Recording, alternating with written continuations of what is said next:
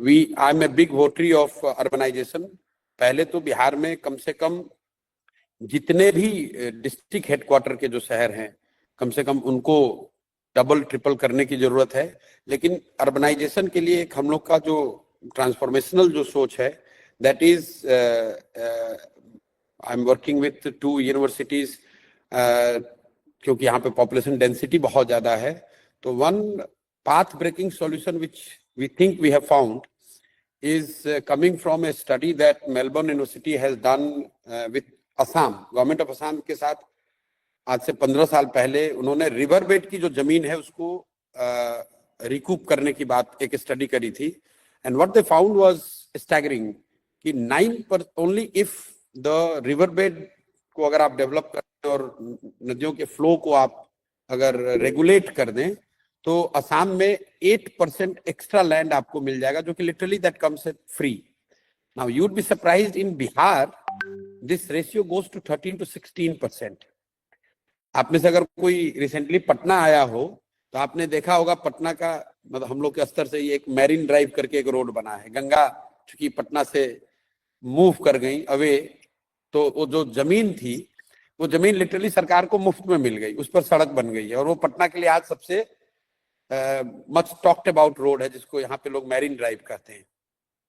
Just to give you sense, जो बिहार में जो रिवेराइन एरिया है, जो दियारा एरिया है, we are conducting a study right now with 2 universities in collaboration with 2 universities, one in Melbourne University जहाँ पे वो प्रोफेसर लोगों ने काम करा था असम गवर्नमेंट के साथ, और एक नीदरलैंड में यूनिवर्सिटी है, वहाँ पे वो मदद कुछ कर रहे हैं।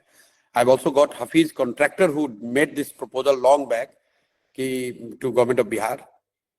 आप में से कुछ लोग जानते होंगे, Hafeez is one of the most well known celebrated architects of India.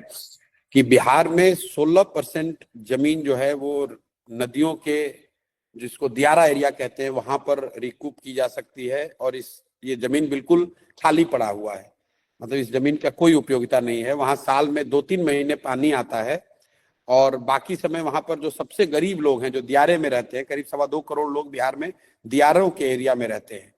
तो इसका एक आप इक्विवेलेंस पाएंगे, अगर जर्मनी आप में से कुछ लोग गए होंगे जरूर, तो जो राइन के अलोंग जो पूरा डेवलपमेंट है, पूरा इंडस्ट्रियल डेवलपमेंट है, पूरा लैंड टाउनशिप जो भी बना हुआ है, there is a possibility, its bit ambitious, I don't talk much about it, लेकिन देयर इज अ पॉसिबिलिटी कि गंगा जहां से घुसती है बक्सर से लेकर भागलपुर तक, ये पूरा इसमें करीब करीब 16% जमीन, 13% जमीन तो सिर्फ इसी गंगा के अलोंग आपको एक्स्ट्रा जमीन है, जो कि अभी बिल्कुल बेकार पड़ा हुआ है, जहां पर बालू है और उसका कोई क्लेमेंट नहीं है। जो उसका ओनर है वो आपको औने पौने दाम में भी देने को तैयार है अगर आप कोई उसको एक्वायर करने जाए।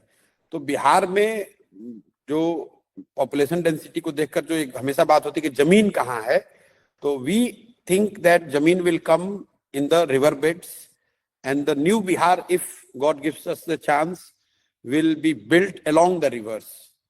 क्योंकि वहां पर जमीन है, वहां पर ट्रांसफॉर्मेशनल चेंज किया जा सकता है। इस चीज को लोगों ने एक्सप्लॉइट नहीं किया है, ये सस्ती जमीन है, लोग देने को तैयार हैं, वहां आप इंडस्ट्रियल डेवलपमेंट कर सकते हैं। और नदियों की जो ताकत है, इंक्लूडिंग फॉर ट्रांसपोर्टेशन, वो चीज बहुत कई गुना बढ़ सकती है। But again this is something very ambitious. अभी आप मतलब बिहार में इसकी चर्चा करेंगे तो बहुत ज्यादा लोगों को समझ में नहीं आएगा। तो again to summarise it, Bihar में 20 शहरों को डेवलप करना, और खासकर पटना को at least we should aim to be around 2.5 में, 2-2.25 करोड़ लोगों के लिए पटना बनाना, और कम से कम 20% जो बिहार की जनता है उसको पटना और जो 5 बड़े शहर हैं वहां पर होना चाहिए। Another 40% people should live in the district cities, so that 40% people remain in the rural in 10 years time. That's what we think. और इसके अलावा जो पूरा इंडस्ट्रियल डेवलपमेंट है और जो नया शहर बसना है, वो नदियों के किनारे बसाया जा सकता है। You cannot do much about what Patna is और दरभंगा इज और Bhagalpur is as it stands today, लेकिन इन शहरों में जो नदियां ये हैं वहां पर जमीन है, और उस जमीन का सदुपयोग अगर किया जाए with the help of technology and the new knowledge which is available, I think we can see some transformational, visually transformational change in the landscape and the urbanization of Bihar. मतलब ये मेरा बहुत पेट प्रोजेक्ट है और we are investing our own money time. मैं 2 बार Australia गया, Netherlands गया और मैं बहुत इस पर एम्बिशियस हूँ कि this could be the game changer for Bihar if we were to ever develop the riverine belt of Bihar that will give us close to 15% extra land literally for free of cost. And this is something which has not been explored or talked about in Bihar in last 70-80 years. Nobody has talked about it.